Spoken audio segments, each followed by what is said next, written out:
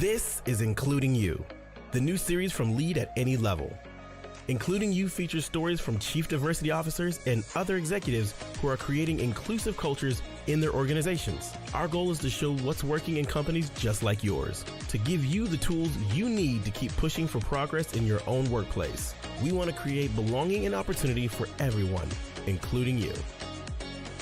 And now here's your host, Amy C. Waninger.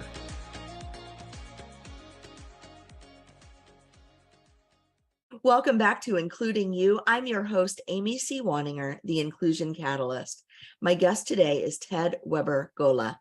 He's the Diversity, Equity, Inclusion, and Belonging Practitioner at Google, which employs 200,000 people globally.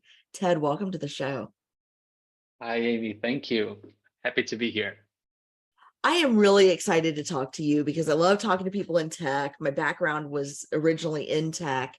And there's so much I want to get to, but can we start with your role as a DEIB practitioner? What's the scope of your responsibilities and what does your job entail? Absolutely. I've been at Google for a very long while now, a total of almost 9 years. The roles that I had have varied tremendously. I worked in sales. I went as a partner enablement kind of manager and worked my way into the product enterprise and stayed in that realm for almost 6 years. But ever since I became a full-time employee at Google, I started working in employee engagement groups and finally landed DEI program manager rotation a couple of years ago.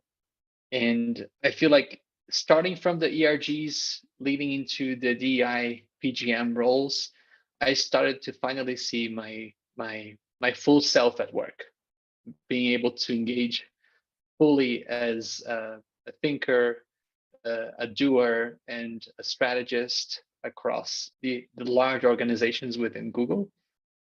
And so ever since I started doing that work, I never stopped. So I kept working in either rotation or 20%, as we call it internally, to dedicate a part of my day-to-day time to activate, strategize, and plan ahead for interventions, enablement, and other types of engagements with senior leadership. So in this particular moment, my two focuses are in creating very end-to-end enablement strategies. So everything that goes from the theory to the practice and reflection about the DI work, as well as creating more streamlined processes to engage with programming in general. So we're trying to integrate things as much as we can and make them part of our DNA as an organization. And that varies tremendously because it's such a large organization and holding even, that even within the smaller teams, things vary tremendously. And what we're trying to create is the baseline of commitment and accountability from managers to create more listening spaces and engage in deeper practices progressively, so that there is at least a bare minimum that everyone is held accountable to. And so you mentioned being able to show up authentically when you got into a DEI role and you started exploring this work. Can you talk a little bit more about that and about what drew you to this work and held you there? Of course. So I think there is a bit of a social justice persona in me since I started to see myself as a citizen altogether. So I think it started like when I was 14, creating study groups and bringing people to talk about structural issues and social disparities. So I started very early on in my teenagers. And then I think when I got into the corporate world, I didn't quite know how to bring that side of me into the space. So that's why I started working with ERGs. And the work was great there, but it was never as broad and structural in the nature of conversations we were having.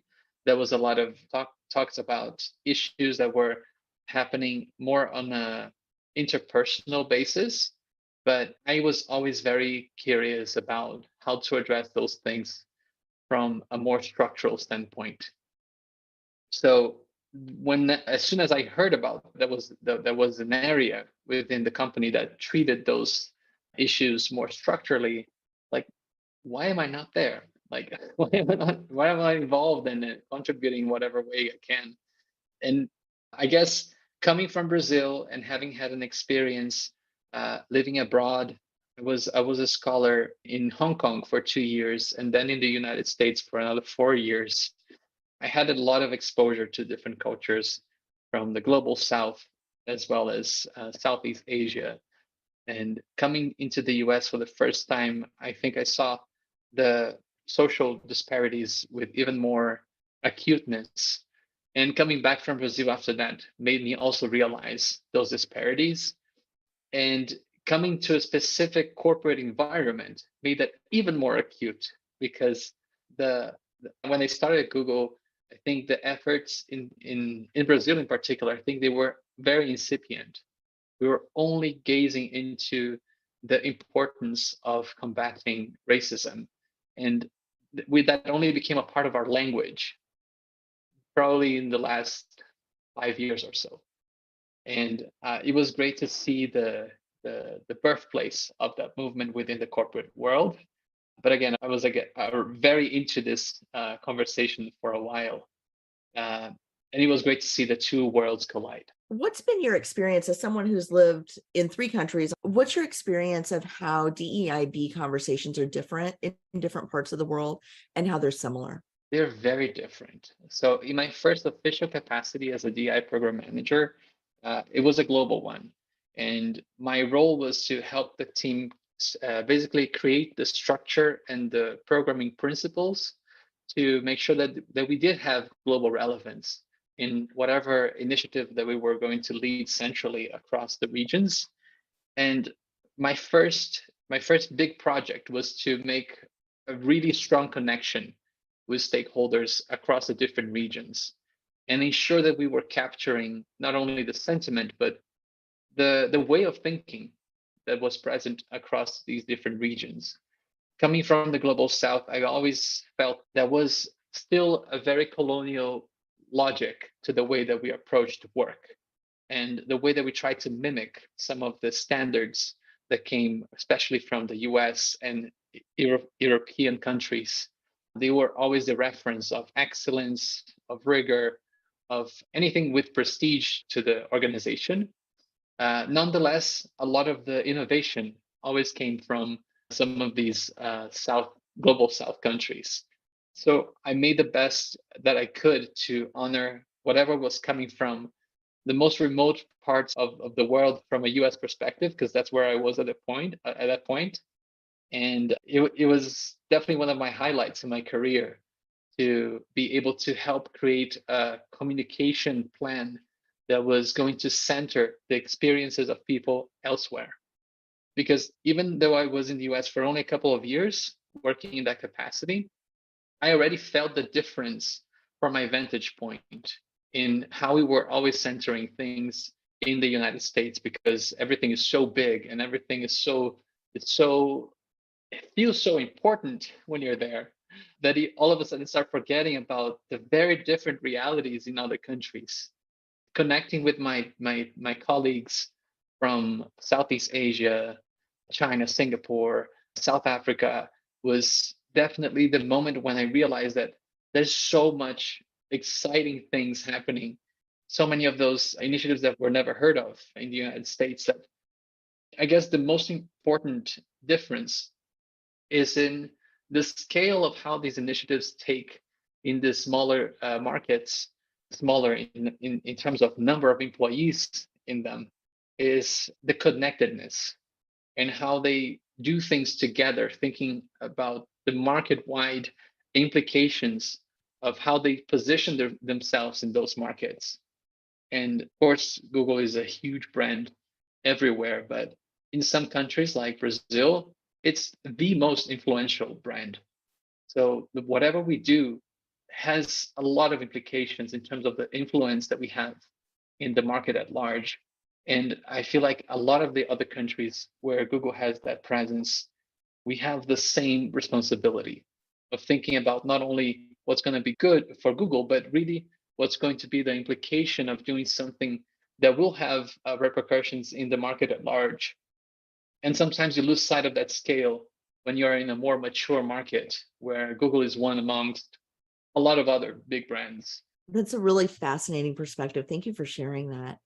I'm curious, in your role in program enablement, what are you doing that's working that you feel is really moving the needle in the work that you're doing? I feel like the most important aspect of my work so far has been bringing the human factor to the forefront. And that means whatever groups from a global perspective or also from a local market perspective have been marginalized, when we stop the narrative of objectifying these groups and we really center their experience, we create not only a lot of potential for empathy and compassion, but we start seeing the morale of those individuals change very significantly, and they start becoming more of the subject of their own narratives rather than just the object of those. And I think that humanizing effect comes from treating with a lot of respect the individual challenges and also the individual solutions that they come up with. So the very strategies that we deploy to gaze into sentiment across the different regions gave us a lot of insight about how important it is that everyone has a chance to center their own narratives and have the spotlight from time to time to really highlight what is so particular about the way that we treat diversity in different places. And even when the subject is similar, like racism, knowing how different that might be in a country like Brazil versus the United States, because of the histories are so different, it's really important that we bring that element, because a lot of the solutions don't exist yet. And it's hard to even gaze into what kind of metrics we'll use to showcase the impact of initiatives that we're doing, because we also have smaller employee pools to extract data in a safe way.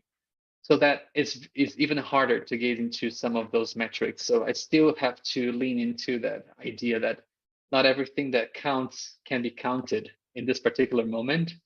And working with less data is very challenging, especially in a very data-driven company.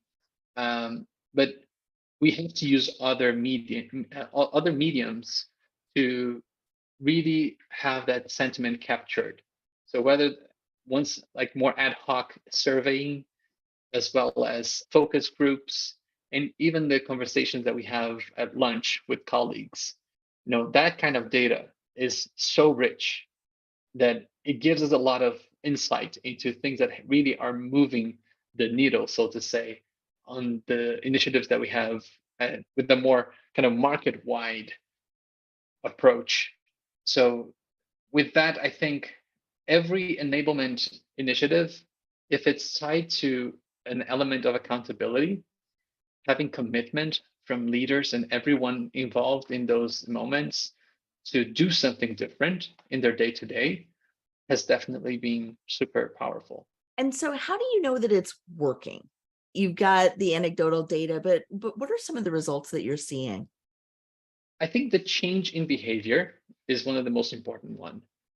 When you start seeing people that came into the corporate space, especially my Black plus colleagues and the non-cis hetero ones, when they start to show up with a sense of agency to conversations in their day-to-day, not even in DI related conversations, but when in their core jobs, they are speaking more confidently about their skills and they are showing up in more and more forums with the brilliance that they have as individuals, not because of their identities, but because of the great professionals that they are.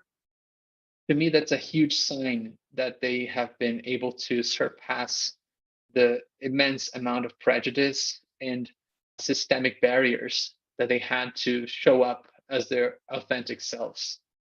And the question about authenticity here is very nuanced and complex, because a lot of these systems that we have are very much based upon the experience of white males, white cis hetero males, Christian ones in particular.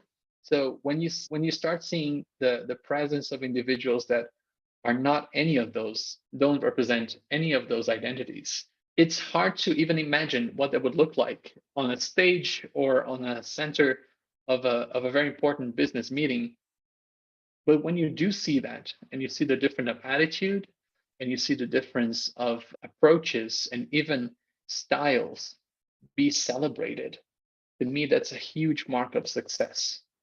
And I've been able to witness at least a few of those stories, which is very encouraging. And they set the precedent for a culture shift that is much larger and is yet to come. I say, I see those signs, and in a loud saying, in this case, it's not the laws or the rules that are showing the reality, but the signs and symbols that lead us to the belief that there is change happening. That is powerful. And with all of that, what do you hope to accomplish next, or what's next in this role for you? I still have to find a full-time gig in the global south in general. I know this by the numbers. Those are extremely rare to come by.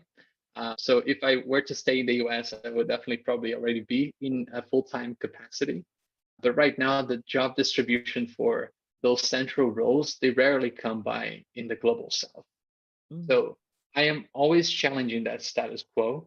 That is one of my missions at Google, and anywhere that I go next is to make sure that everyone understands that we can live in a multipolar world where decisions are not central or centered in places where the status quo is already in, especially because of the insights that we can get from so many different places.